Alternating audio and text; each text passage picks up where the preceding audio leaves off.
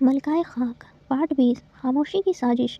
زرفشان محل کبھی کبھی اتنا چپ ہوتا تھا کہ لگتا تھا دیواریں بھی سانس روک کر سن رہی ہوں۔ رات کا تیسرا پہر تھا۔ وزیر اعظم فرید اپنے کمرے میں چراغ کے پاس بیٹھا تھا، سامنے اس کا بیٹا زیان، دروازہ بند، پردے گرائے ہوئے، اور آواز اتنی دھیمی جیسے الفاظ بھی پکڑے جانے سے ڈرتے ہوں۔ ملکہ زیادہ دیر صرف تاج پر نہیں بیٹھتی، فرید نے کہا۔ تب تک رہتا ہے جب تک لوگ اس پر بھروسہ رکھتے ہیں۔ زیان نے انگلی سے شیشہ گھمایا۔ لوگ بھروسہ نہیں کرتے ابا، اس نے دھیرے سے کہا، وہ صرف خوف سے رہتے ہیں۔ فرید کی آنکھوں میں چمک آئی۔ تو پھر اس نے کہا، خوف کو کسی اور کے نام سے جوڑنا ہوگا۔ زیان نے سر اٹھایا، اس سپاہی سے۔ فرید نے جواب نہیں دیا، بس چراغ کی بتی تھوڑی اور تیز کر دی۔ محل کے اندر ایک نیا چہرہ، وہ بولا، اور شہر کے باہر وہ نقاب پوش لٹیرا۔ زیان کی مسکان اور گہری ہو گئی۔ اگر دونوں کو ایک ہی نام دے دیا جائے، اس نے کہا، تو لوگ خود کہانی بنا لیں گے۔ اس رات ملکہ زرفشان اپنے جھروکے میں کھڑی تھی۔ نیچے محل کے آنگن اندھیرے میں ڈوبا تھا۔ اس کی نظر سپاہیوں کی بڑھتی پلٹنوں پر تھی۔ وہی ایک سپاہی جس کا قدم نہ زیادہ تیز نہ زیادہ دھیما، ہر جگہ وقت پر موجود ہوتا تھا۔ ملکہ نے کسی کو بلایا نہیں، بس دھیرے سے کہا، جو نظر آتا ہے وہ ضروری نہیں وہی ہو جو دکھ رہا ہے۔ اس کی انگلی تاج کے کنارے پر رک گئی۔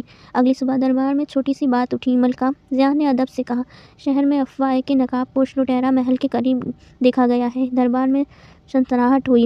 ملکہ نے صرف ایک پل کے لیے نظر اٹھائی۔ افواہ؟ وہ بھی تب جب شہر کو کھانا چاہیے؟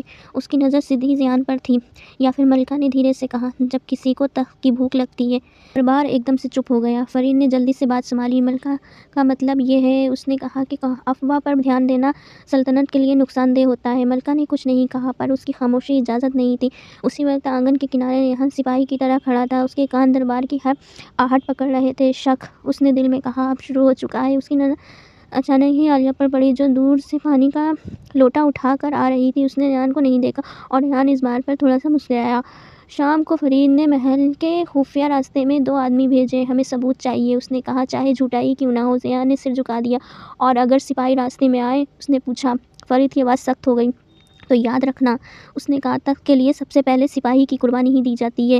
اوپر ملکہ زرفشان اپنے کمرے میں اکیلی بیٹھی تھی۔ اس نے ایک پرانا صندوق کھول کر مٹی کا چھوٹا سا ٹکڑا ہاتھ میں لیا۔ تخت، اس نے خود سے کہا، صرف سونے سے نہیں، وفاداری سے بنتا ہے۔ اور پہلی بار اس سپاہی کا نام یاد رکھ لیا، جو چپ رہ کر بھی بہت کچھ دیکھ رہا تھا۔ زرفشان محل اس رات بالکل چپ تھا، لیکن زیان کی سازش چل پڑی تھی۔ فرید کی سیاست کا داؤ لگ چکا تھا، اور ملکہ خاموشی سے